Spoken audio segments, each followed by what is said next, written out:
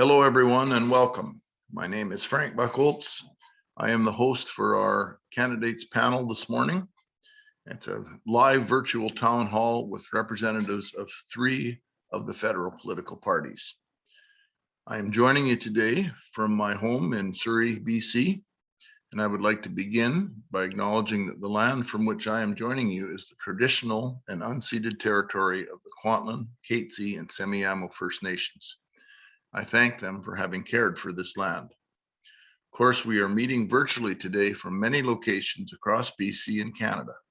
I encourage each of you to take a moment to acknowledge the land from which you are joining today's webinar and reflect on how we can move forward in reconciliation and collaboration.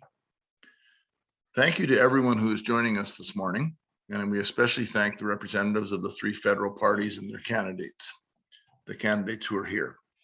This webinar is designed to help us understand where each of the parties stands on issues of great importance to us as seniors, and therefore help us cast our votes on September 20th, 1 week from today. Although multiple attempts were made to reach and secure a representative for the Conservative Party, unfortunately, the party was unable to commit a candidate for this event. Instead, we invite you to sign up and access your personalized election toolkit from federal retirees and ensure that you ask all the candidates in your riding about the issues that are most important to you. So now let's meet the candidates who are joining us this morning. In alphabetical order, they are Rachel Blaney for the New Democratic Party, Ken Hardie for the Liberal Party, and Mike Simpson for the Green Party. Rachel Blaney is the NDP MP for the riding of North Island Powell River, and since she was first elected in 2015, she has taken on key leadership roles in the NDP, including the whip, critic for Veterans Affairs, and deputy critic for Crown Indigenous Relations and Indigenous Services. She's also a member of the Veterans Affairs and Indigenous and Northern Affairs committees in the House of Commons. Legislation introduced by Ms. Blaney includes Bill C-325, which sought to add the right to proper housing free of unreasonable barriers into the Canadian Bill of Rights. With Bill C-449, Ms. Blaney advocated to allow guaranteed income supplement recipients additional time to file taxes and to mandate Employment and Social Development Canada to provide assistance with their tax filing. Ms. Blaney has lived and worked in BC's coastal communities for more than 20 years. Ken Hardie is a former broadcaster, freelance journalist, and public affairs executive. He was first elected as the Liberal Member of Parliament for Fleetwood Port Kells in 2015. He is also in his 2nd term as a member of the Parliamentary Standing Committee on Fisheries and Oceans. His first career was in radio, first as a producer of open line programs, then as an on-air host and program manager at stations in Northern BC, Northwest Ontario, Manitoba, and finally in Kamloops. After his broadcasting career, Ken worked in corporate communications at the Insurance Corporation of BC, the Vancouver Police Department, and TransLink, where he served as Director of Communication until retiring in mid-2013. In his Fisheries and Oceans Committee work, Ken has initiated important studies focusing on the health and sustainability of BC fish stocks and on the well-being of the communities that depend on this resource for their livelihood. And then our 3rd candidate joining us today, and he's literally joining us from a ferry lineup, is Mike Simpson. He is the Green Party candidate for West Vancouver Sunshine Coast Sea to Sky Country. Mike has been a filmmaker producing documentaries on environmental and social issues, from the plight of the monarch butterfly to pollution and conflict in Central America, and to the logging of old growth forests and the Amazon. He founded a nonprofit organization, One Sky, the Canadian Institute of Sustainable Living, that has introduced simple, clean technologies in places like El Salvador. He has worked with Indigenous peoples to help create land conservancies in Brazil and Peru, and he has retrained child soldiers and organized women's organic farming cooperatives in Sierra Leone. Mike has been an executive director of the BC Council for International Cooperation, BCCIC, and worked with organizations like the Sierra Club, Great Bear Rainforest, and the Canadian Environmental Network. In his work with the United Nations, Mike led a youth delegation to the 2015 Paris Climate Summit. Mike lives in Gibsons with his partner and daughter and describes himself as a proud but very concerned dad of a 9-year-old girl. He is running for Parliament to safeguard her future. So welcome to all three of you.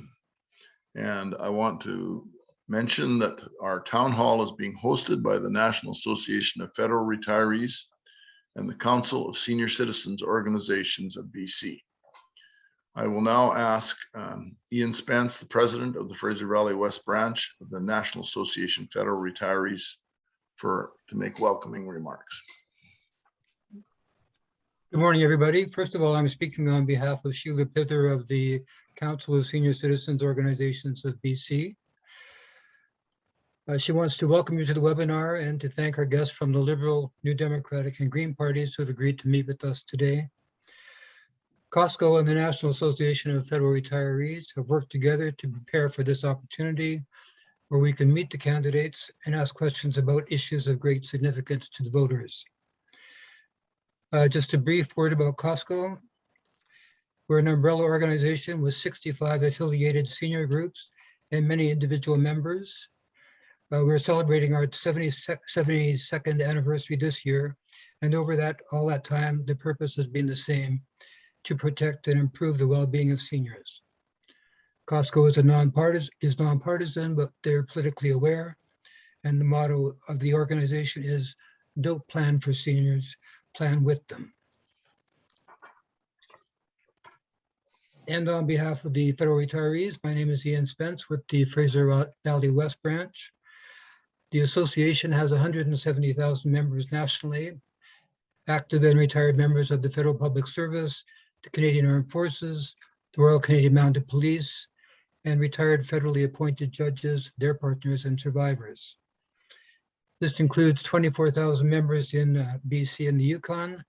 So welcome to all of you who are joining us today from all parts of the province and the territory. Since our beginnings in 1963 in Victoria, the association has advocated to protect the pensions and benefits of our members and to improve the lives of all Canadians in retirement. Our nonpartisan advocacy work supports secure, healthy, and dignified retirements for federal retirees and all Canadians. We believe that Canadians should be able to look forward to a retirement where they can age in place with dignity and security, regardless of where they're living. Canadians of all ages urgently need all levels of government to work together to ensure residential care is safe, home care is available, medications are affordable, communities are accessible, and retirement incomes are secure. We look forward to hearing from each of the candidates today about these important issues. Thank you. Back to Frank. Thank you very much, Ian, and thank you to both your organization and to Sheila's organization, the Council of Senior Citizens Organizations, for co-sponsoring this and for all the hard work you've put in to make this happen. And speaking of hard work, I'm going to turn over to Joanne Mayron of the Federal Retirees, who is our technical expert and is making everything go smoothly. And she's just going to explain a few things for all of us so that we understand clearly and so that this session goes smoothly. Thank you, Joanne. Frank, can you hear me? Yep. Okay. Even though I'm the expert with Zoom, I'm experiencing technical issues. I can only unmute. I'm not able to share. Say word, my apologies for that. I've just sent you the PowerPoint. Have you received it by any chances by email? Yes, I have, Joanne, and I'm just going to share my screen. Thank you so much, and I'll let you explain all the tools. And my apologies, everyone, for that. No worries. Thanks, Joanne. Can everyone see my the slide deck that's on screen? Yep. All righty. So, sorry, just a moment. I'm flipping to our script. All right.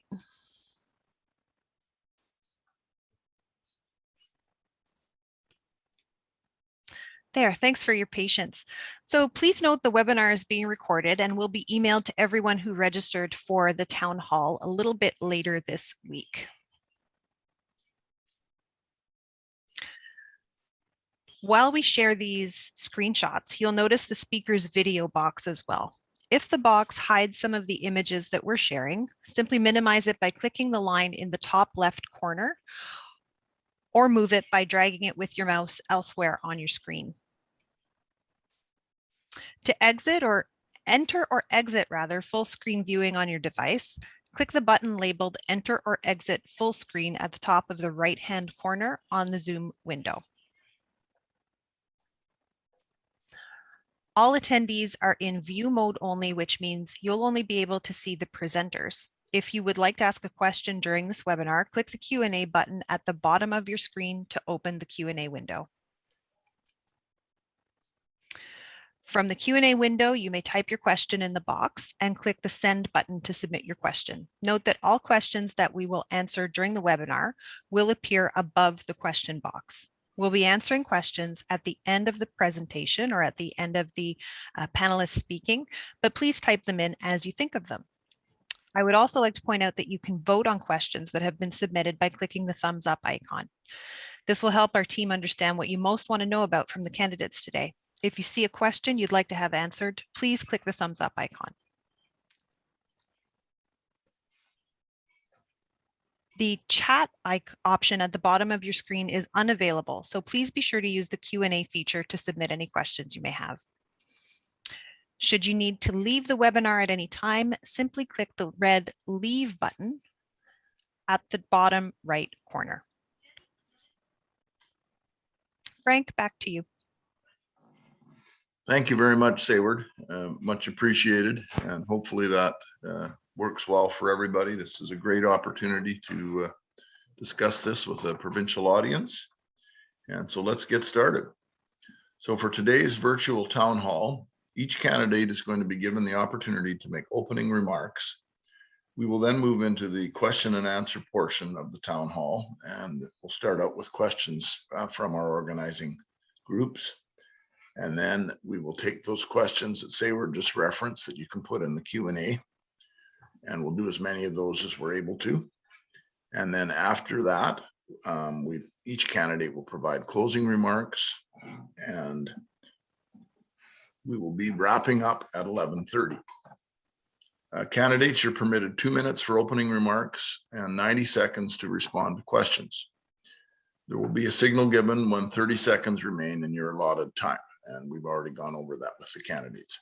If you exceed your time, you'll be permitted to finish your sentence, or we will use the mute function to ensure that time is allocated fairly to everybody. Finally, you will have 1 minute each to make your concluding remarks. We introduced the candidates in alphabetical order, and we'll continue in that order for opening remarks. Then we'll rotate through the order as we get into the questions and the discussion. And then we will, with the closing remarks, we will go in reverse alphabetical order. So first, we're going to hear from candidate Rachel Blaney of the New Democratic Party. Well, thank you so much, and I appreciate everyone for being here today. First of all, I'm Rachel Blaney, as was said earlier, and I represent the third largest riding in British Columbia. And in my riding, there is over 20 Indigenous communities, and I am very proud to represent all of them. I also want to take this opportunity to thank the National Association of Federal Retirees and the Council of Senior Citizens Organizations of BC.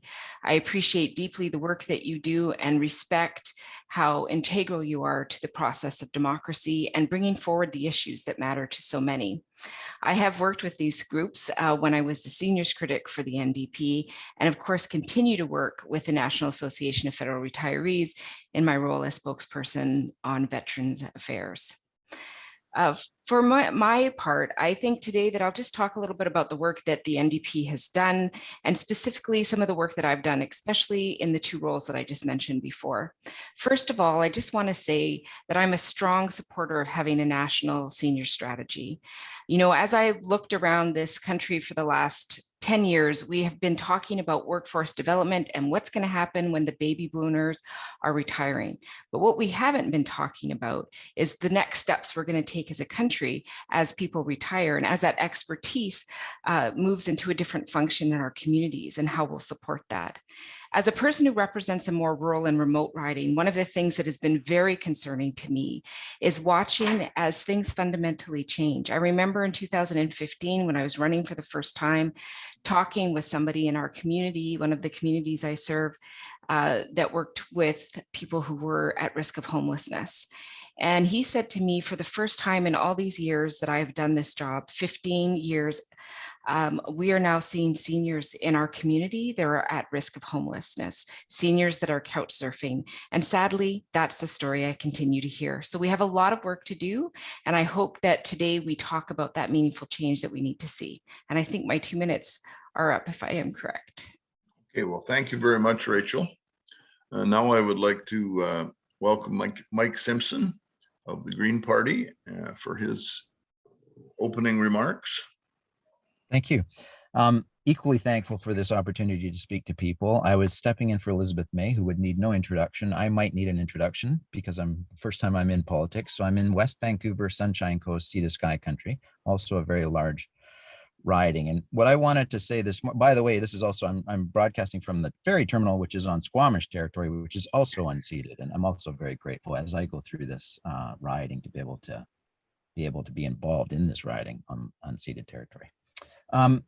What I wanted to talk about this morning is I actually wanted to tell a little story because I got into politics. There's a fellow in my riding who knew me when as my parents said, before I was a twinkle in their eyes. So in other words, he's known me since I was my whole life. He's 93 years old and he moved into my riding 30 years ago and he votes green. And I was at his house the other day. And I said, why do you vote green? Because this is, you know, he's delighted that I'm running. But he said, well, because at the end of the day, Mike, we need a more caring society.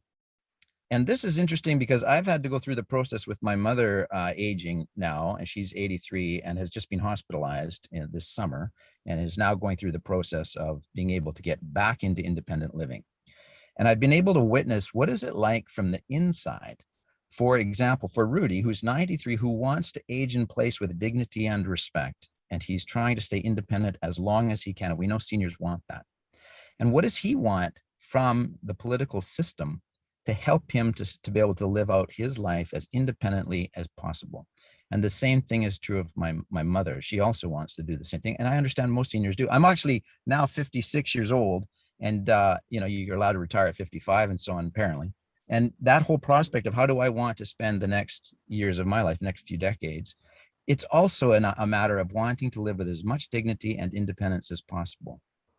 But there are barriers in place.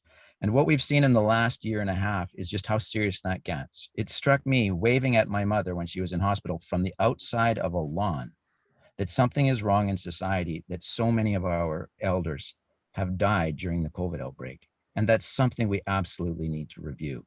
So our party has called for a national emergency on this issue. And I think that's literally the seriousness with which we need to take the issue right now of what does it look like for seniors right now to be able to live in Canada, in a country like Canada, with dignity and with respect. And there are so many implicit barriers. It was amazing to me to see how difficult it was for home care to continue for my mother. It was amazing for me to see how, when she was hospitalized, difficult it was to get her back living independently. And the other one I'll just say is that this Zoom meeting is an example of the kind of things that seniors need to stay connected during the current crisis. I'll stop there. I see that the time's up. Thank you very much, Mike. Much appreciated. And you'll have plenty of chance to expound on some of those thoughts later. Our third representative joining us today is Ken Hardie. Ken, please go ahead. Thank you very much, Frank. I thought we were doing this in alphabetical order, but I'll trust your journalistic instincts. Actually, what happened, Ken, is I'm following the script. Oh, and the I script. thought I was wearing my behind blank look there for a second. Yeah. I think that today's discussion will be interesting because I have a feeling that between Rachel and Mike and myself, we're going to be violently agreeing on a lot of things as progressives. And it is unfortunate that yet again the Conservatives refuse to participate in something where they say they want to be the voice of their constituents, and yet they don't show up. It's been a common denominator here. I'm really interested in hearing, in fact, what the participants have to say today, because, like the NDP and like the Greens, the Liberals have a platform. In fact, somebody's going to hand me a piece of paper with new information today that we can, sort of do the breaking news thing. Generally speaking, there are two dynamics that I hope we get into. One is cash flow. People need money, cash in hand, to go out and do the things that they need to do to buy their food and their medicines and all of that. But then there's also the background supports, the things that add to the quality of life in a community or in a household. And again, I'm sure that every party will have its thoughts as to what should be the priorities. But this then gets us to the questions that I would hope that people will help all of us answer on behalf of our parties. What's missing? If you look at any given platform, what were you hoping to see that you're not seeing? What's not on target? We think that we've done our homework and we've done our research, and that we're going to be in a position to really hit the nail on the head in terms of the kind of services that seniors need and the kind of supports. But maybe not. Maybe we have a program that would be kind of good if. Well, what does that if look like? What's not needed? Everything that everybody wants to do will cost money. And obviously, money is always never an infinite thing. So, what could, in fact, in your judgment, seniors live without in terms of what the various parties are proposing to do? And then finally, I wouldn't mind any specific comments people might have on something that me and many of my Liberal colleagues in caucus, and I dare say, we would hear the same thing, especially from the NDP, and I hope to hear from the Greens. That's the concept of a universal basic income. We have a patchwork quilt of things that have been glued together over a period of time, but are they adequate? Is CPP doing the job for which it was first intended? Which, the answer is clearly no. So where can we go with this? And so as I sit here, in Surrey on the traditional unceded territory of the Semiahmoo, the Kwantlen, Ketsi, the Coquitlam, and the Coast Salish people, we also need to look at the services for Indigenous people across the country.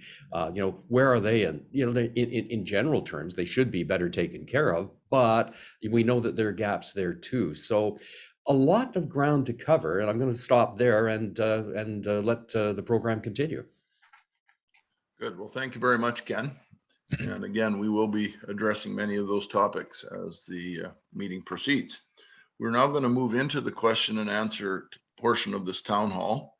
And I'm going to start by asking questions that the Federal Retirees Organization and Costco have prepared. And then after that, we will take as many questions from the Q&A as we're able to. Please remember to use the Q&A thing at the bottom of your screen. We have some questions in there already. And if you see a question in there that you like, do the thumbs up, because that will help us to decide which ones we are able to ask. First question is on housing, and we're going to start by asking Mike Simpson to respond to this. And remember, it's 90 seconds for this. Safe, secure housing is a key social determinant of health for people of all ages. The National Housing Strategy announced in 2019 by the Liberal government has as its vision that Canadians have housing that meets their needs and that they can afford. Affordable housing is a cornerstone of sustainable, inclusive communities and a Canadian economy where we can prosper and thrive. There's little arguing with the value of those objectives, but parties have different plans on how to address this issue. So the Green Platform, starting with Mike here, the Green Platform says it will encourage creative home sharing plans to enable seniors to stay home as long as possible. And indeed, you talked about that in your opening remarks, Mike. How does that also fit with the Green Platform commitment on housing? And what does it mean for seniors who are in precarious housing situations? So 90 seconds, please go ahead, Mike. Sure. Well, one of the key concepts here is intergenerational housing, because our idea of just taking everybody who's seniors and putting them in senior housing doesn't allow for the quality of life that people want. My mother wants to be around kids. She tells me that. I want to be around kids. I want to be around people that are running around doing things. And so the idea that we are promoting in the Green Party is that if you go back to the 1970s and 80s, we stopped funding cooperatives, we stopped funding nonprofits, we stopped funding affordable housing. And now we're living in the legacy of that, so that we have in my riding an enormous number of empty homes, literally empty homes, whilst we have seniors in my riding that are living in vans. There's something wrong with that picture. So the affordable housing is not just a supply problem, it's a vision problem about how we want to live as people. And this is where I go back to Rudy, because he keeps saying to me, we need to think more about how all of these things fit together. He takes the bus, for example. He needs to think, how does he get on a bus that's going to get him to an affordable house where he can live and work with people around him of intergenerations, so that he actually lives a quality life. So this is key, that we don't just look at housing on its own, but that we see it as an integrated whole. What do people want?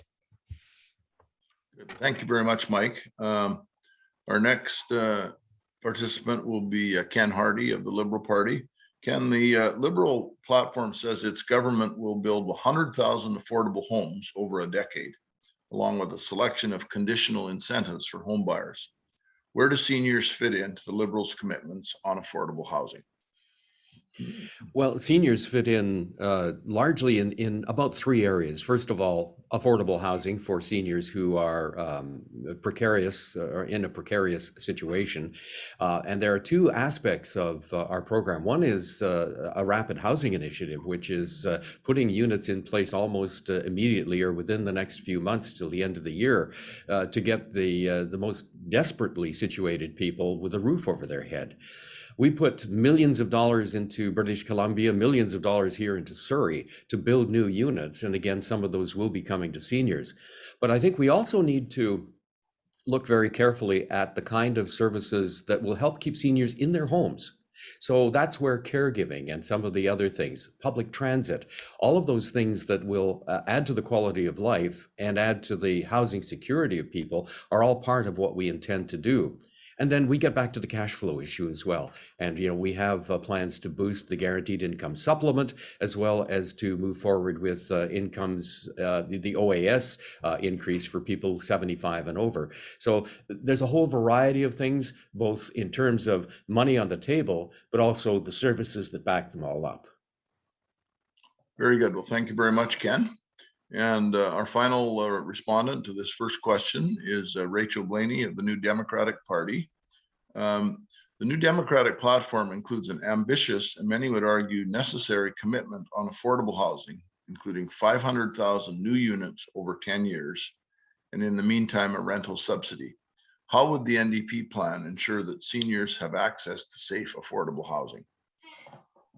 Well, and I thank you for the question, but I think you really outlined the urgency of this issue.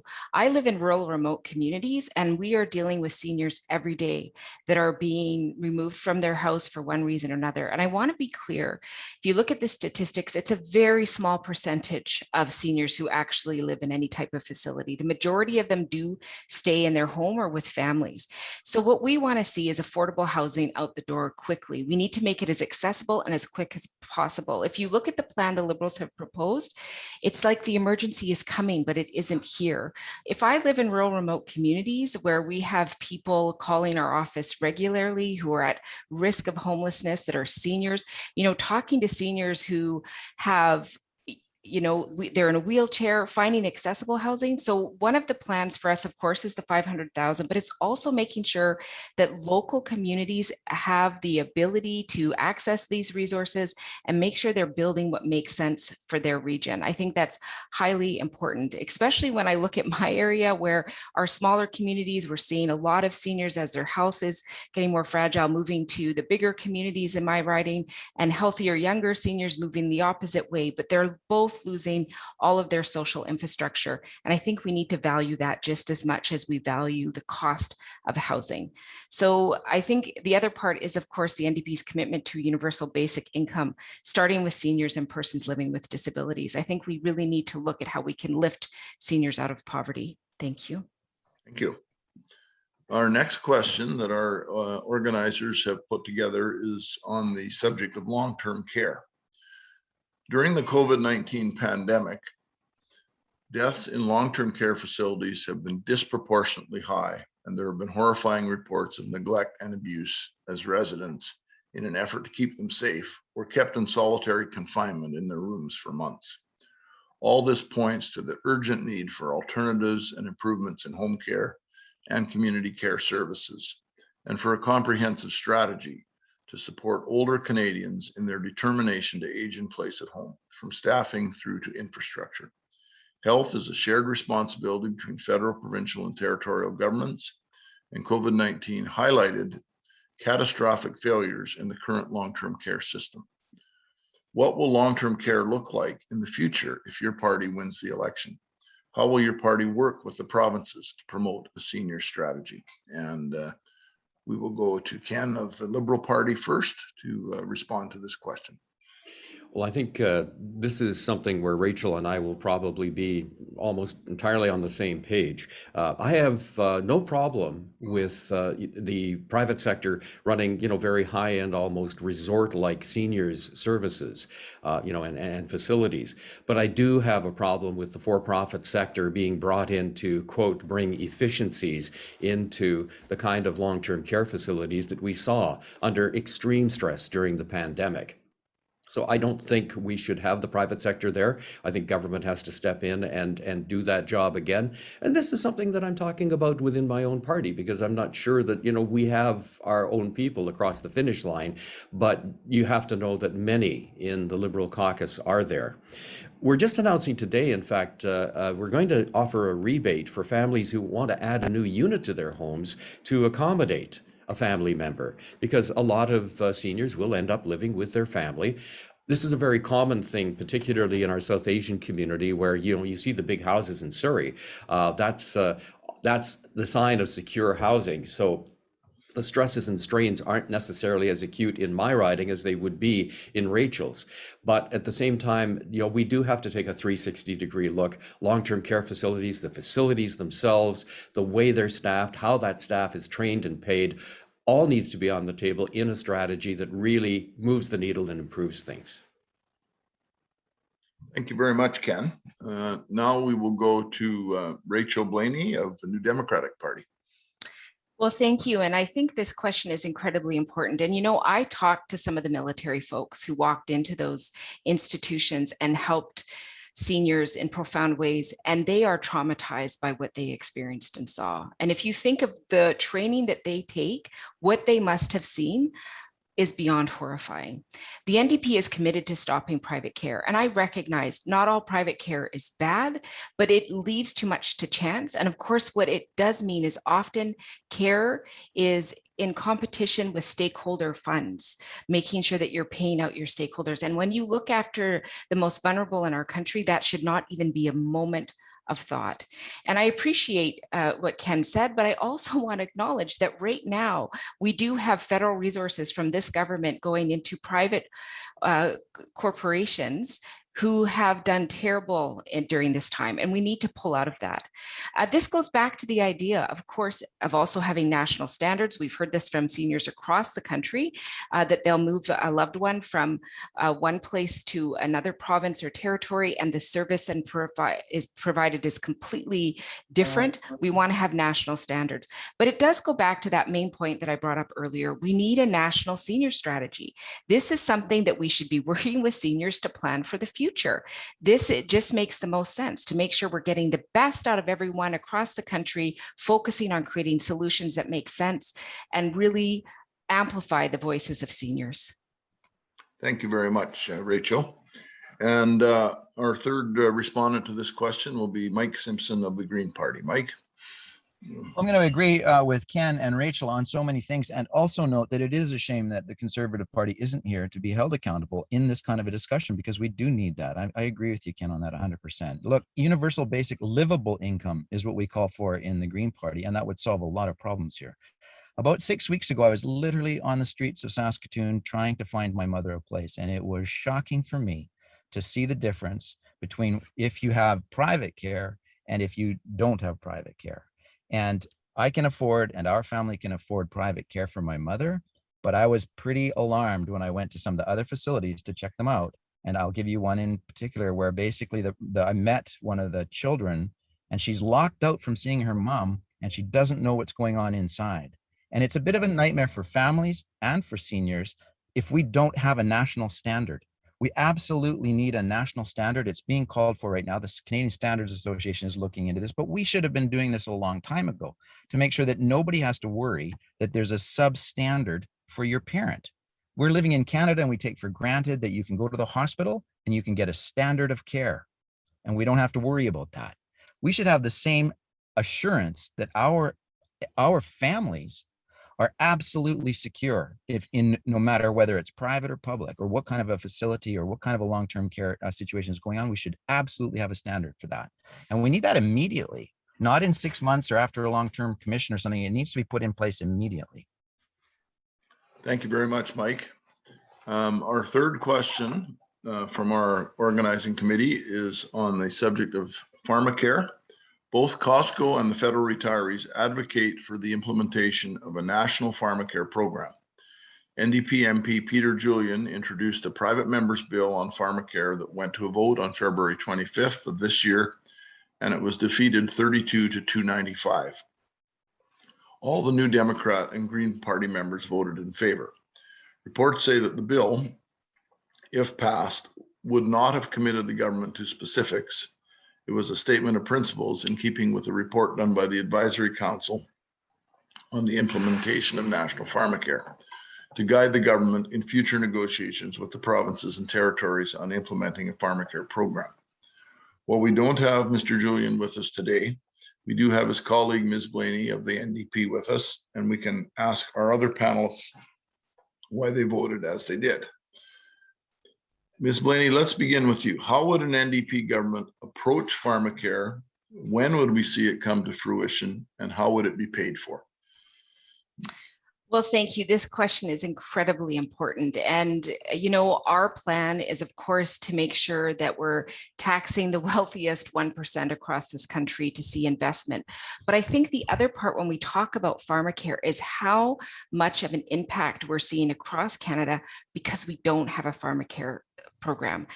I talk to health professionals all the time that talk about they're seeing this sort of revolving door in the hospital of people who cannot afford their medication. So they're cutting it in half, taking it every second day.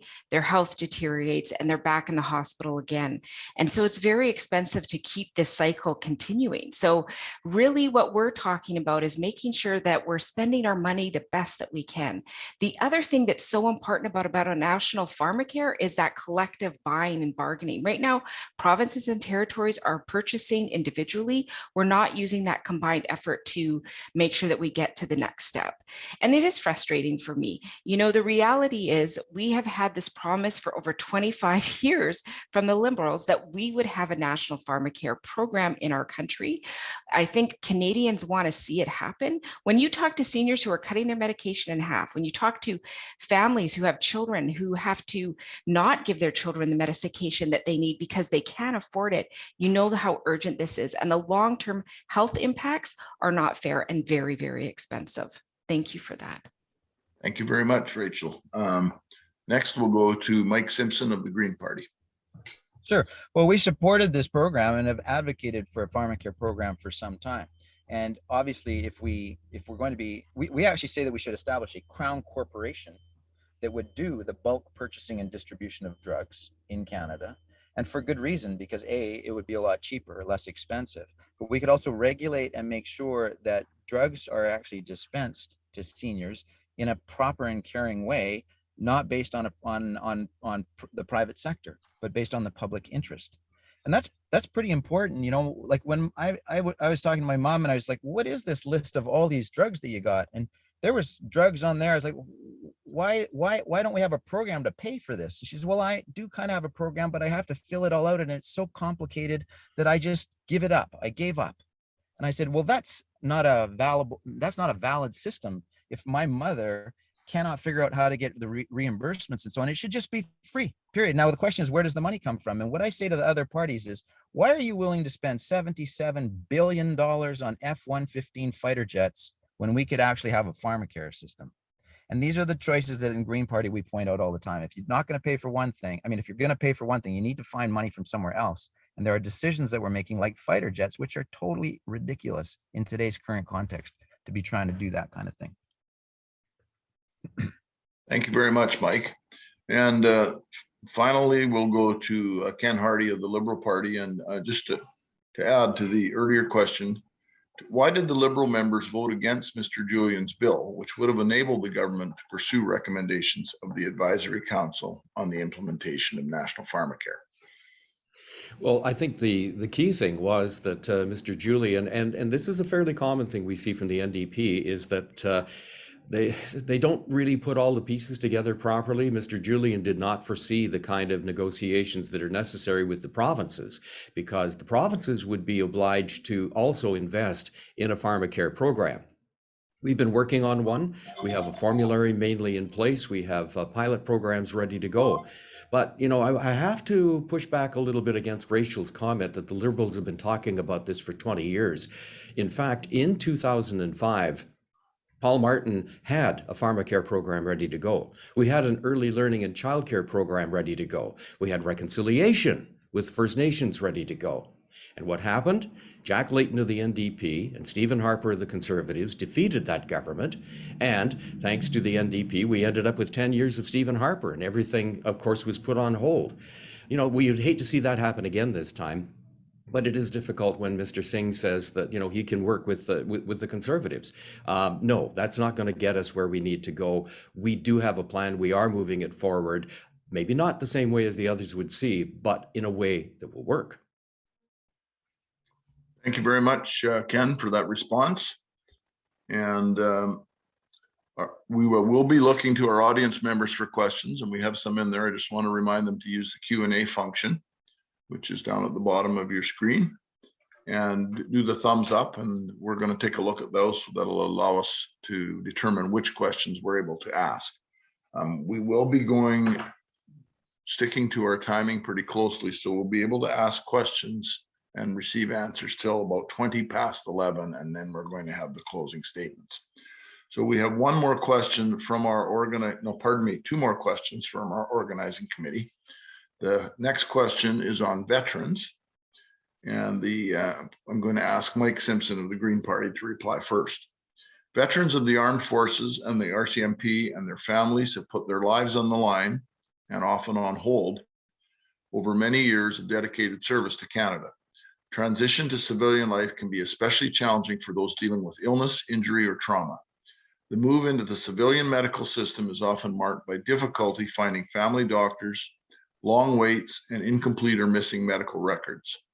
These challenges can mean that ill or injured veterans are unable to access financial health or other benefits and services from Veterans Affairs Canada. What is your party's plan to ensure that all ill or injured veterans receive timely health care and appropriate financial, physical, and emotional support to successfully transition into civilian life? So Mike, if you could take that on for the next 90 seconds. Yeah, and imagine that too for people right now that have watched what's just happened in Afghanistan, if you're a veteran, and so many people, we lost, I think 158, I think, Canadians' lives, and how many were traumatized by that war. And then what must it feel like right now to watch Canada just simply abandon ship there and walk away? It must be very, very difficult for people. And I will say this too, as a person who has actually been in war zones myself, filming, and have witnessed the trauma that occurs, that the post-traumatic stress disorder and the attention that we must pay to people, particularly veterans, when they come home from service, is something that the average Canadian will never understand. And that it is incumbent on our political leaders to step up for people and make sure that they do get the care that they need, particularly the mental health services that they need.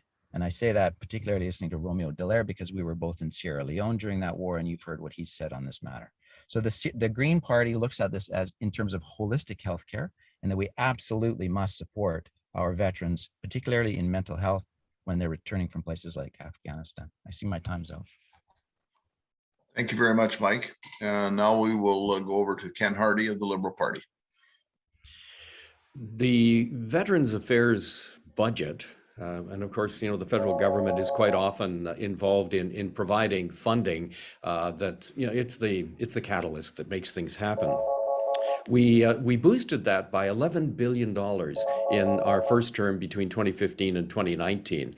This is in contrast with the Conservatives, who actually cut Veterans Affairs funding and cut services to the vets. And this is while Erin O'Toole was the minister responsible. So we have been in a rebuilding, and we acknowledge the fact that some of the systems that are in place take far too long to get the veterans the services they need. But the level of services, be it mental health, be it basic retraining, university, schooling, trades, etc., all of that has been lifted quite significantly. But as always, there is more to do, and we're certainly committed to following through for our vets.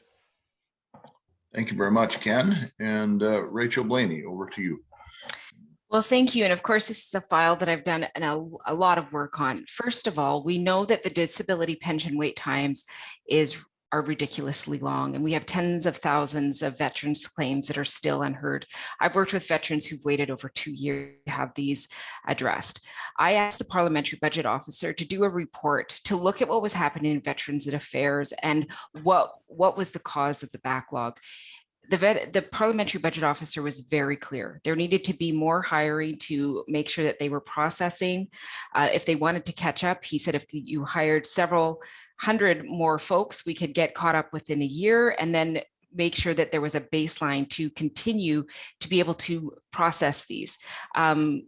Unfortunately, what we see right now is there's been an increase, and I appreciate that increase, but they're all temporary workers, not permanent workers. And the Parliamentary Budget Officer was clear they need to be permanent. We also know there needs to be more resources for caregivers. Caregivers are falling through the cracks. They're trying to care for their loved ones, often waiting for more resources to come through the door. So we need to see more there. And of course, one of the things that I'm extremely passionate about, especially for all federal workers, is we still have the gold diggers clause, which means if you marry after 60, you cannot pass your pension on to your loved one. We know that more and more folks are living years and years together, and this sexist clause, it needs to absolutely change. It makes no sense at all. So I continue to work on those things, and I could talk about this for hours if you would allow me. Thank you very much, Rachel. And that's an interesting reference to a gold diggers clause. I had not heard that before. So that does sound like a very unusual thing to have in there. Anyway, let's go to the fifth question. That is from our organizing committee, and this is the final one. And then our organizers are lining up questions from the people online, and I'll be getting to those after we deal with this one. So the question 5 is income security in retirement. There are numerous hurdles in the way of Canadians' abilities to plan for secure retirement. The general pension landscape is deteriorating as fewer and fewer people have long-term careers with one employer and access to defined benefit pension plans. Bankruptcy and creditor protection laws do not protect pension contributions when an employer goes bankrupt, and lower income Canadians may find that tax laws work as disincentives to saving. Withdrawals from registered plans are taxed as income, and then they reduce their GIS benefits. Our question is clear. What is your party's plan to ensure more Canadians have better retirement security? Previously, the Liberal government introduced Bill C-27, which would have introduced target benefit pension plans, but also have allowed employers to have increased power to back out of defined benefit plans. Ken Hardie, what is the Liberal plan to ensure more Canadians have better retirement security And would a Liberal government act to better protect pension plan members who are affected by corporate bankruptcies? Yes, we have provisions in place in our platform to give pensioners greater priority when it comes to the winding up of a company. There's always been that tension, though, between measures to protect pensions and the pensions funds in a company, and impairing that company's ability to lift itself up out of bankruptcy protection and become a going concern, which is better certainly for employees and the pensioners as well. So, we're still doing the technical work on that one, but we do want to make sure that pensioners are far better looked after. We don't want another Sears situation on our hands in Canada. So that's indeed what we intend to do. Generally speaking, the issue that we also have is that very, very few private companies now have pension plans, which makes the CPP the primary source of income for too many people. This is something that I think needs a lot more work, a lot more heavy lifting, in fact, to see if we can't get a way back to company plans. As far as that conversion from defined benefit to defined contribution, that was abandoned. Somebody thought it was a good idea. We all looked at it and said, no, it's not. So it's gone away. Okay, thank you very much for that, Ken. I'm going to go next to Rachel Blaney. In the NDP platform, we see a commitment to protect pensioners in bankruptcy, along with a promise of new mandatory industry-funded pension insurance program. Are you concerned that that requirement could increase pension costs and actually decrease defined benefit pension coverage? Well, thank you for this a very important question. And the reality is we've seen again and again with conservative and Liberal governments that power is given more often to the employers, to the corporations, than it is to understanding the needs of the workers. And so for the NDP, of course, we believe strongly in protecting pensions. Scott Duvall has done an incredible work, one of our members, at fighting for this. We actually had the Bloc bring forward similar legislation to the legislation that Scott Duvall had brought forward, and it went through committee. There was some modifications made to provide that protection for pensions for big corporations. Unfortunately, the Liberals voted against that. You'd have to ask Ken why that happened. And it again got paused through the process, which is really unfortunate. Look, I've worked with people. I worked with one constituent who had a great pension, was retired, and when things fell apart, he lost most of his pension. His $1,200 a month went down to $70 a month. In his 70s, he had to go back and work. We need to protect workers. We need to make sure, because those are deferred wages. That is their contribution to their future retirement. I also think we do need to see the CPP increase, and we need to see that investment. OAS increase should be at 65, not at 75. This is taxable income, if people are making a lot. But the reality is we're seeing again and again that the most vulnerable seniors are falling through the cracks. They're gaining in homelessness, they're having all of these challenges. There needs to be more, and that's why the universal basic income for seniors is so important to the NDP. Thank you very much, Rachel. And our final respondent to the question is Mike Simpson of the Green Party. Mike? Yeah, thank you. What a sigh of relief we could all make if we just went with universal livable income. The idea, and livable income means that there are a variety of costs of living around the country, and we need to have a basic universal income that would actually be tagged to the cost of living, because it's a lot more expensive to live in downtown Vancouver for a senior than it might be in rural Saskatchewan. So the point is what if we did that? Doesn't that solve a lot of problems? I want to, just since we're talking about pensions, I also want to bring up another real challenge in the coming decades, because we're going to have to transition to a low carbon economy, and our pension funds are locked up, many of them, in deeply carbon intensive industries. And the government needs to get involved in here to be able to make that transition as quickly as we can. Because if we are going to shift pension funds and get them out of industries, because they're locked up in those industries, and we have to do that now to be able to get them out, to safeguard those pension funds. And then finally, the main thing people say about universal livable income, they say, well, we can't afford it. And this is where I remind people that right now there are 6 people on the planet, only 6, and they have as much wealth as the bottom 3.5 billion combined. And the Jeff Bezos of the planet are not getting taxed in Canada. When we look at how how the Amazon is able to move courier packages across the Canadian-US border under $3,200, and none of them are subject to GST, something's wrong with that picture, that he's getting rich and our pensioners are unable to access a universal livable income. We can switch that if we just have the vision.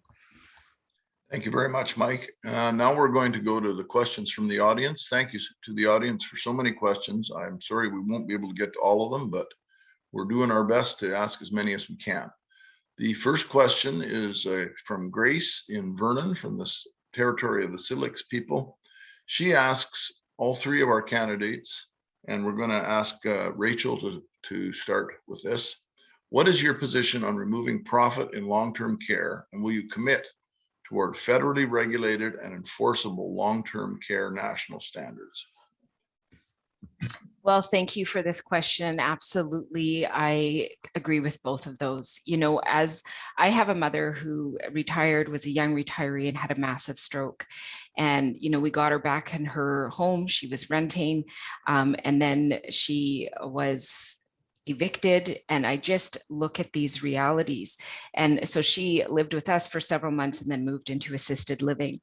We need to make sure that there is no profit in this. We should not be weighing whether or not we're going to provide the best services against what the shareholders want to see their profit margin be. So for me, that is absolutely important, and making sure that we have those national standards, and that in those national standards, we actually have clear processes of how those are overseen. You know, this is also one of the most terrifying things, and what seniors organizations have been saying for so long before COVID. COVID just made it amplified, and we saw it in its most terrible and raw example. We need to make sure that there's good processes. We need to work with all the provinces and territories, that we're reviewing how things are going, making sure that these are safe environments, because when we hit a crisis, we should not be seeing people, you know, stuck in rooms, stuck filthy and dying in terrible realities because we don't have those standards. So I absolutely agree. And this should be a priority, as Thank you, should any Rachel. care for the most vulnerable. Thank you very much. Next, we are going to go to Mike Simpson of the Green Party. Sure. I mean, this comes back to why we need a national standard, because even nonprofits that enter into this do need something to compare their level of care to, so that you can actually go to a facility and say, is this meeting the national standard? Yes. Or is it exceeding it? Or where do I stand when I want my mother to go into a place? And I personally feel, after having looked at all the different options for my mom, was I had the most confidence with the nonprofits. And I'll tell you why, because the ethic of trying to actually run a facility so that you can make money off it is always going to put you into an efficiency mode, where you're trying to make it the most efficient possible and provide the services for the least amount of actual money or effort, so that you can, so it meets the market value of whatever that happens to be. And that just doesn't work when it comes to healthcare either, right? We know in Canada, we opted out of that model. We don't want private healthcare. We want universal public healthcare. And this is the same thing that we want universal care for seniors, but the people that are the fastest and best able to put that into place right now are the nonprofits who have been doing it so far. And we also have to make sure that they, though, have a standard so that we understand that there's always a minimum. There's always a minimum. You know, your parents are safe. I'll stop there. Thank you very much, Mike. And then Ken Hardie of the Liberal Party. We have had actually a two-tiered retirement system in place in Canada for quite some time. You know, in our riding here in Fleetwood, Port Kells, we have Elam Village. They charge a lot, but it's an amazing facility. People are extremely well cared for. They can afford to be there. But I think, like Rachel and Mike, have a problem when the private sector is brought in to create so-called efficiencies in the public system. Well, that's code for cost cutting. That's code for substandard care. It's code for hiring people that need to work in 2 or 3 facilities to feed their families at minimum wage, not full-time, no benefit. That's garbage. And that's got to end. It absolutely has to end. British Columbia has been actually very good in terms of setting and maintaining standards. Not so much in Ontario and Quebec, where we had to send the military in. A national standard, yes, but it has to dovetail with provincial standards, because we have to remember that constitutionally, healthcare is a provincial matter. But the sooner we get the private sector out of if you like, what should be public sector concerns, the better. Thank you very much, Ken. And our next question comes from Irene Morrison, and she's asking, as an advocate for local seniors group, we're hearing about affordable housing going up everywhere, but most seniors cannot afford the rents as they are above the amount of assistance that they are getting. Even with the SAFER program, it does not leave enough funds for groceries, healthcare, and socializing. And this leaves them socially isolated as they cannot afford the extras. What is the difference between, and this is in quotes, affordable housing and low income housing? And this question will go first to Mike Simpson of the Green Party. Again, what a sigh of relief we could all take on this issue of affordable housing if we had universal basic livable income, because the livable component would address this issue of you have to be able to afford the basics of life, which would include shelter. You see that? It's such a fast and easy solution. You just lock it and say everybody's going to have a universal basic livable income, and as a society we can afford that. And that addresses some of the issues around affordability. The issue around the other thing here is that affordability, the strategies that we take to make life affordable, it can be on how much money you have as a senior through universal basic income, but can also be on the supply side. And this is where in deep investments really quickly, we're calling for I think it's 500,000 new affordable housing units. But the main one here is going back to who actually could implement those. And in my riding, if you look at who implements affordable housing, they're again going back to the nonprofits and the cooperatives that have set up these intergenerational living situations. And that's where we could invest quickly, because they'll do it faster than government can. If we put the money into those cooperatives and those housing associations, it'll happen quickly. And that's the short-term fastest solution that we can come up with. Thank you very much, Mike. Ken Hardie of the Liberal Party. Yeah. The term affordable housing is a moving target. Affordable to whom, and what is the quality? I think that there has to be a separate stream of housing for people who would have a hard time, even in today's market, getting into the cheapest available ratty basement suite. No, that's not quality of life. And that's something that we have to factor in as well. So I think the supply dedicated to people who have income limits, who doesn't, is the way to go. And it's what our government has actually been focusing on. First, with the Rapid Housing Initiative that will include seniors. Secondly, with building new units. Third, with renovating and rejuvenating our co-op housing stock. And then finally, with municipalities doing things that will help developers incorporate lower income units or income for units with for people with lower incomes into their developments. These are all things that we can do to increase the supply. And then, of course, we can also do the lift in the kind of cash flow that seniors have. So for instance, we're going to increase the GIS again, 500 for singles and 750 for couples starting at age 65. That's in our plan. OAS will also go up. I mean, so far we've lifted about hundreds of thousands of seniors. We've reduced seniors' poverty by 20%, but the most vulnerable are still an issue and we still have to do more. Thank you, Ken. And then Rachel Blaney of the New Democrats. Well, this question is incredibly important. One of the things that you talked about earlier is how I brought forward legislation on the right to housing. And that was to add it to the Bill of Rights in Canada, because one of the things that I saw when I looked at all the statistics is it's very clear nobody has their eye on the ball. And I think the federal government should take leadership in that. If you look at the past 30 years, what you'll see is a slow decrease in any investment in forms of social co-op affordable housing units by all levels of government, and at the same time, less and less investment in rental housing. And so this really brings it down to this place where we're now in a crisis.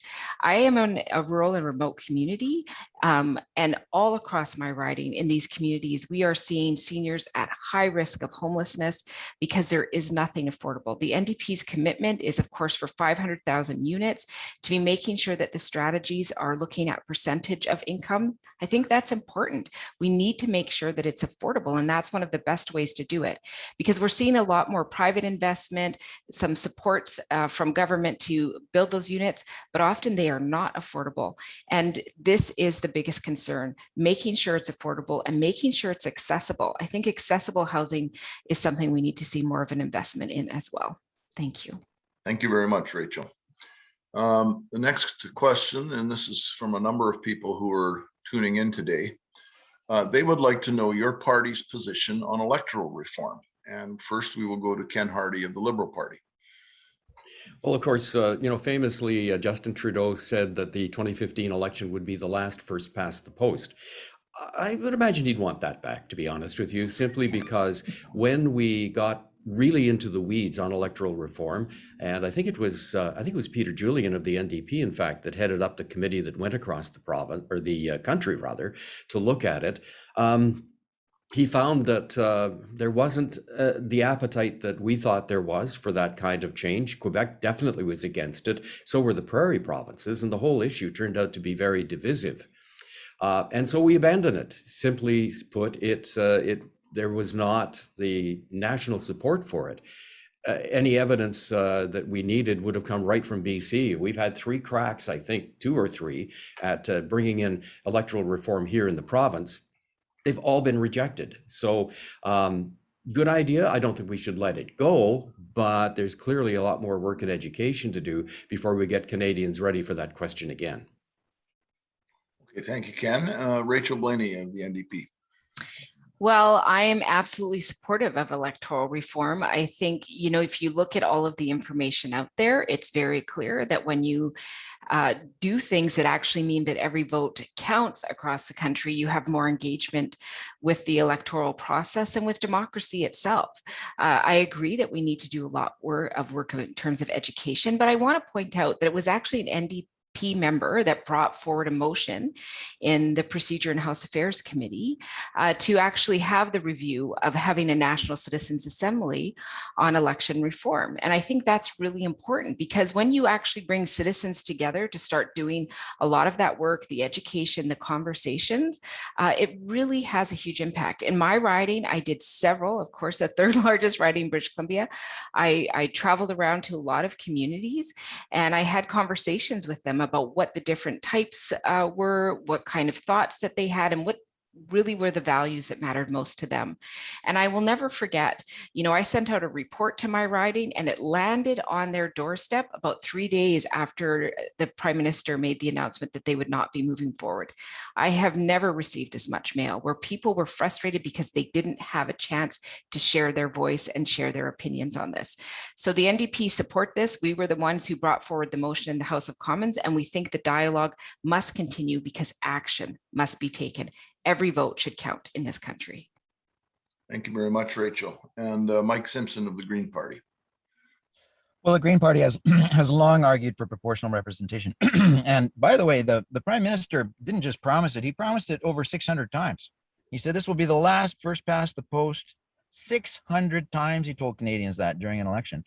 And I agree that proportional representation is a difficult thing for most people to understand because there are different models. There are different models in place. And we in the Green Party have said, we'll take any of those models. We have our own versions that we like. The problem is that Canadians have a difficult time understanding it. And that's what happened here in British Columbia. It's not that I don't think people were 100% against it. They just went, well, we don't understand it. And therefore, you just kind of go with the status quo. That doesn't mean that we shouldn't change. And when we as leaders stand up in elections and say we're all for it, and then the minute the election is over, we don't, there's something fundamentally suspicious about that. Nobody in my riding buys that. There's a lot of people very, very disappointed about that. Here's an idea though. We're deep in a climate crisis, and something we've said in the Green Party is that we need an all cabinet, like during the World War II, there was an all cabinet war party. We've said we need that for climate, and I say that we should form that immediately, and it should be proportional representation in that cabinet, because that is of such deep concern to so many Canadians. We can't leave that up to one party. So let's form the cabinet as soon as the election's over, and let's make it proportionally representative of the election that we're in, so that if 30% of Canadians vote for Conservatives, let's see that in the cabinet. And same thing with the Green Party, Liberals, and NDP. We need an all-party approach to the climate crisis, and this is our opportunity to live up to proportional representation. I see my time's up. Thank you. Thank you very much, Mike. Next question is from Christine Dockerman, and she's asking, if your party is elected, would you establish a minister of seniors?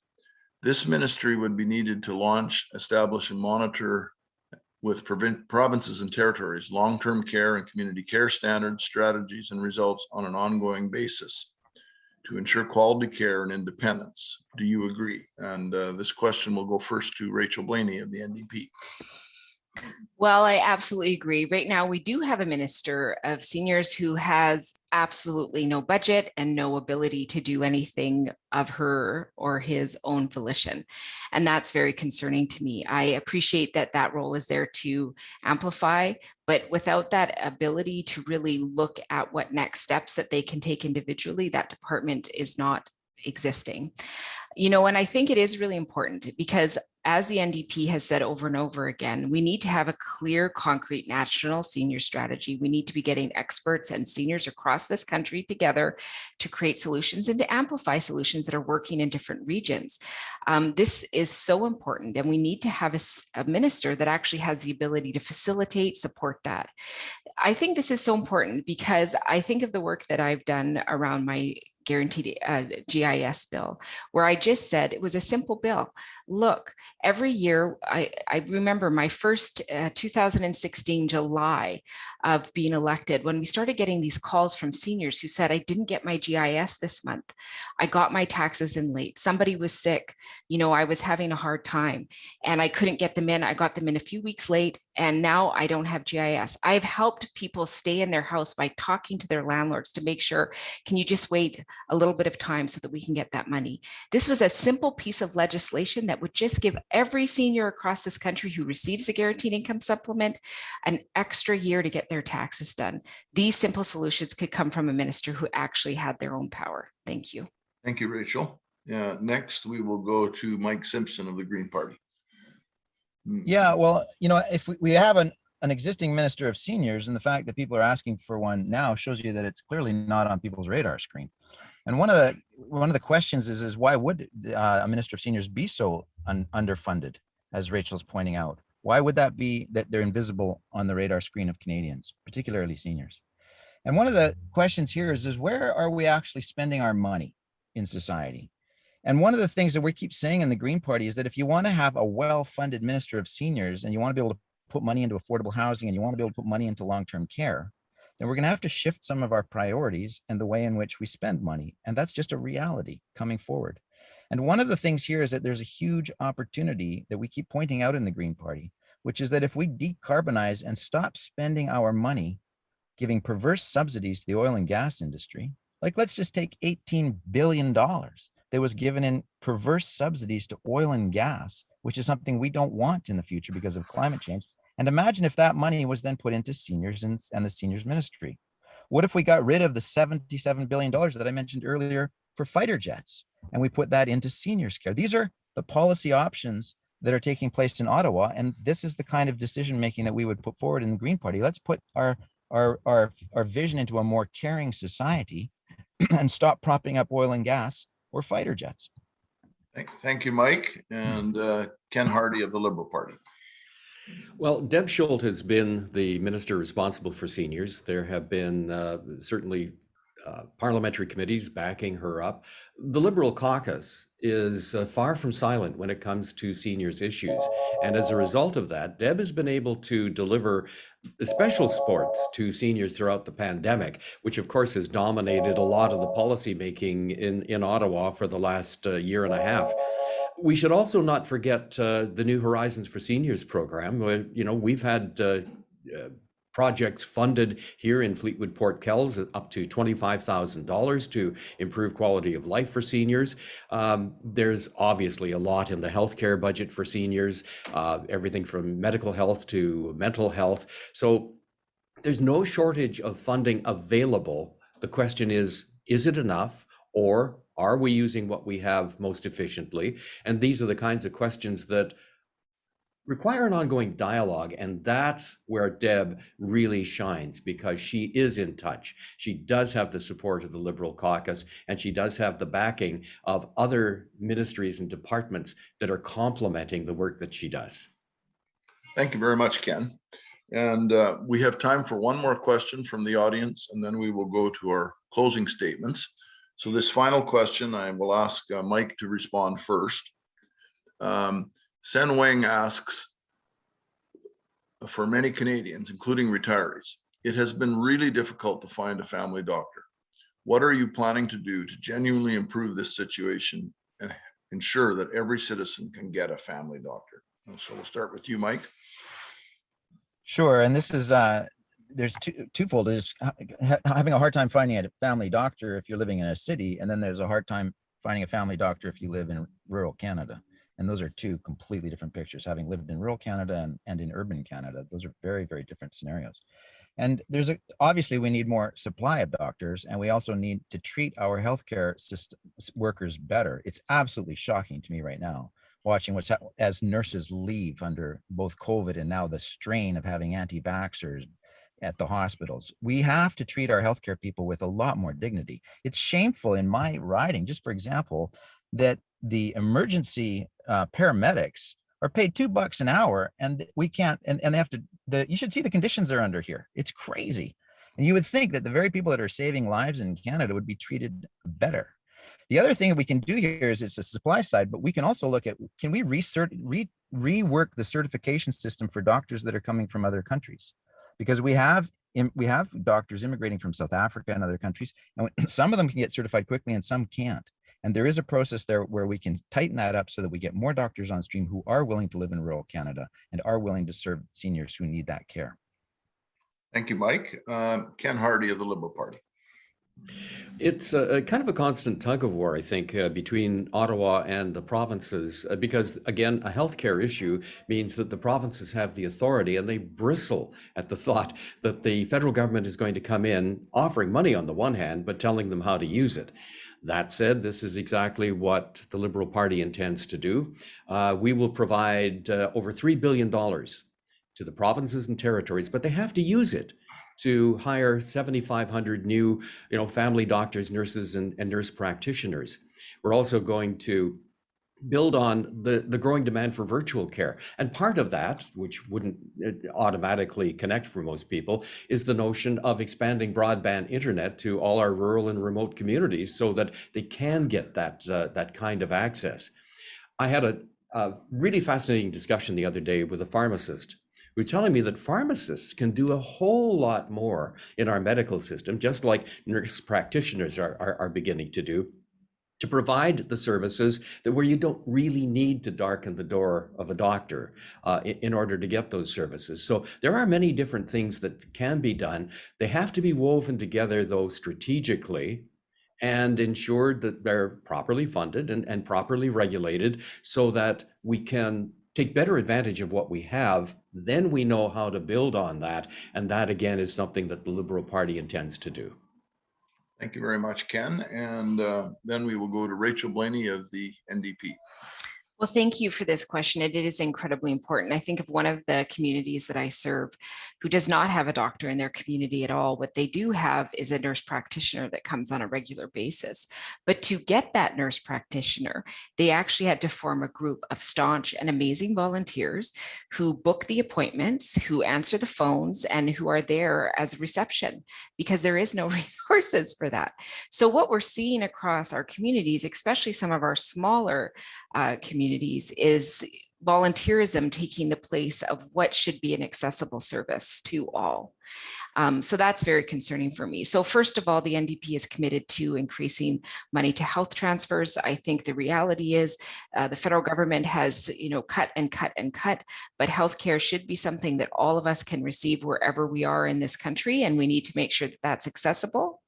I think we need to look at how we support people who are looking, that are doctors coming out of school, to make sure that they know about rural and remote communities. So I think one of the ways that we can, of course, do that is amplify and put more resources in making sure that student loan payments are lessened dramatically to get people out into those communities. And we need to work with the provinces and territories closely. This is a provincial and territorial jurisdiction, but we need to be a meaningful partner in this, because healthcare is a national program and we need to make sure it stays that way. Thank you very much, Rachel. And I want to thank all those who asked questions. I'm sorry we weren't able to get to every single one. Thank you very much to Jessica from the Federal Retirees Organization who organized the questions and put some of them together, prioritize them. And thank you to all of you for voting on them to help us to make that selection. And really appreciate the questions from our audience. We have a very engaged audience here today. So now we're going to go into the final remarks, brief closing remarks from each of our candidates. Each of you will have 1 minute to provide your closing remarks, and we will go in reverse order. And we didn't do it quite right alphabetically, but Ken, you're going to go first because you were the last one to speak earlier. And you each have 90 seconds. So Ken Hardie of the Liberal Party. Well, thank you, Frank, and thank you for your moderation, by the way. You've done a really excellent job. I can't wait to see your editorial, though. I think that, you know, Canadians basically have inevitably two choices between progressives and the right. We call them conservatives. If the conservatives get their hands on government, a lot of things are not going to work very well. Our committee system in Parliament was totally dominated by conservatives when they were in government, and it would be a shame to see that happen again, because what we've proven in the last two parliaments is that progressives on those committees can really get a lot of good work done. So the NDP and the Greens, where they're, you know, able to attend, and certainly the Liberals get together, and we have brought forward in a very nonpartisan way significant increases in programs, significant improvements in programs. And so one of the things that we have to look at is who's not going to help you, who can't help you, and who will help you. And I think that the progressive vote is always going to be the vote that is focused on moving the needle, making things better, investing in Canadians. So pick the progressive that's doing well, get behind them. Let's make sure those conservatives don't form government, and we're going to move Canada ahead. Thanks very much. Thank you very much, Ken. And now we will go to Mike Simpson of the Green Party. Well, it's true. You know, if the Conservatives don't care enough to show up to discuss these issues, do you really want them in power to run these issues? And I 100% agree. We in the Green Party will not form government, but we do bring in lots of really good ideas that other people then discuss, and it allows us to widen the discourse. And that's my hope, if people do vote for me, for Green, for example, is that we can bring in new ideas. And here's the idea that I'd like to leave everybody with.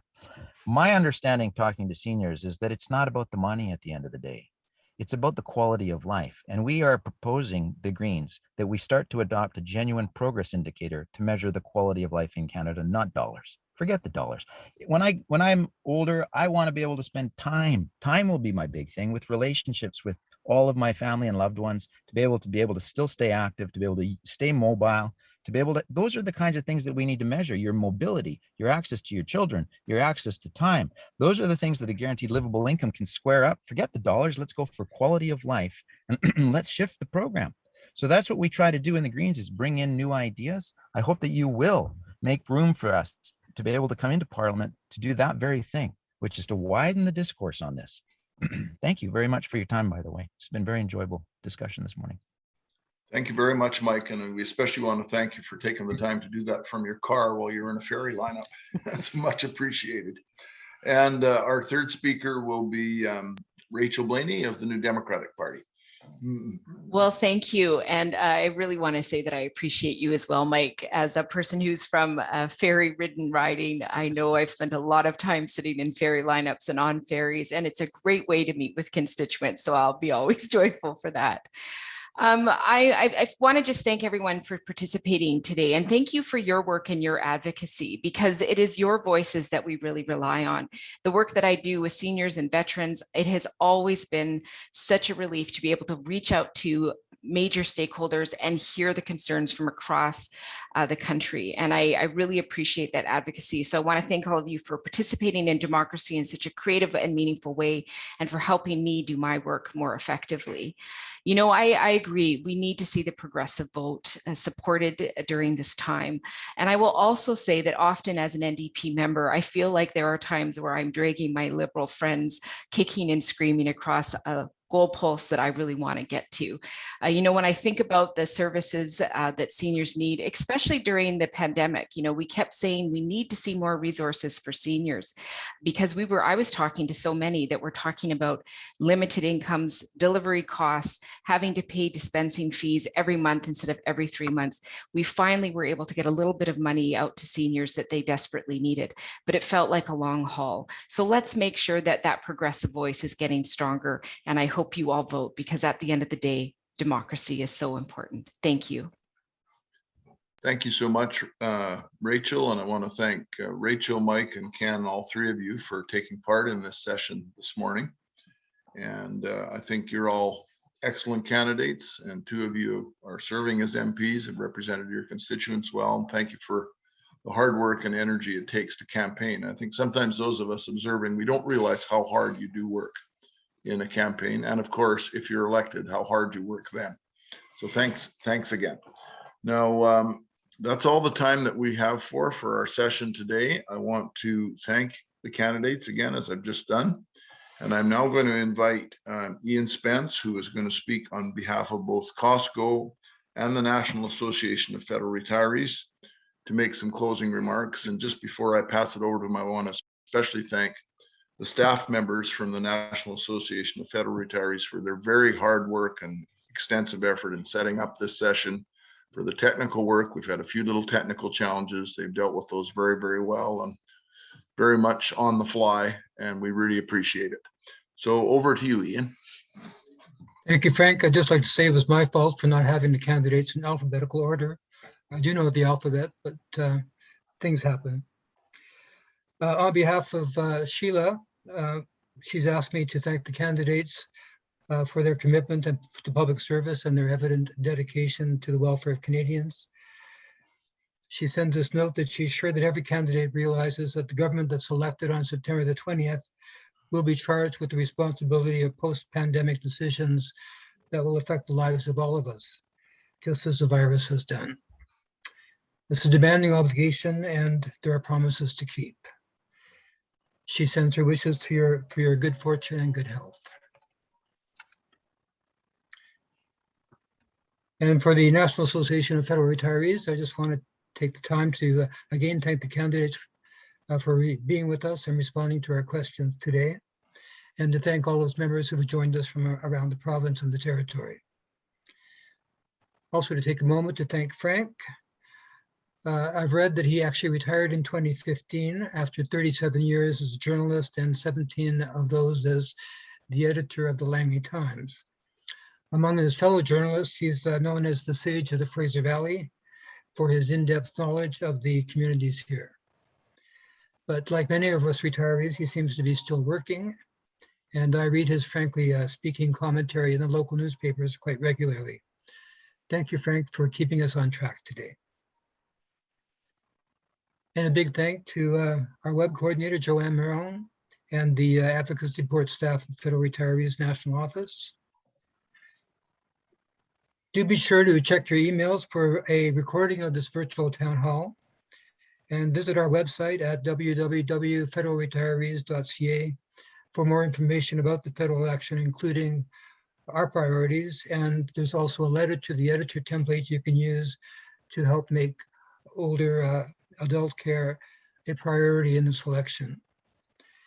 And for more information on Costco, please visit the Costco site at www.costcobc.org.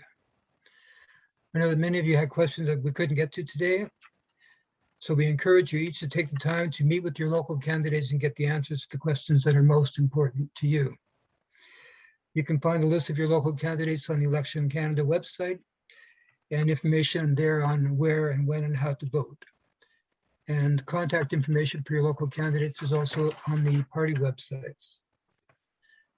So again, in closing, I just want to echo Sheila's words of thanks to the candidates for your commitment to public service and to the respectful exchange of ideas which we've had today, and for working together to make Canada a better place for all of us. Thank you so much.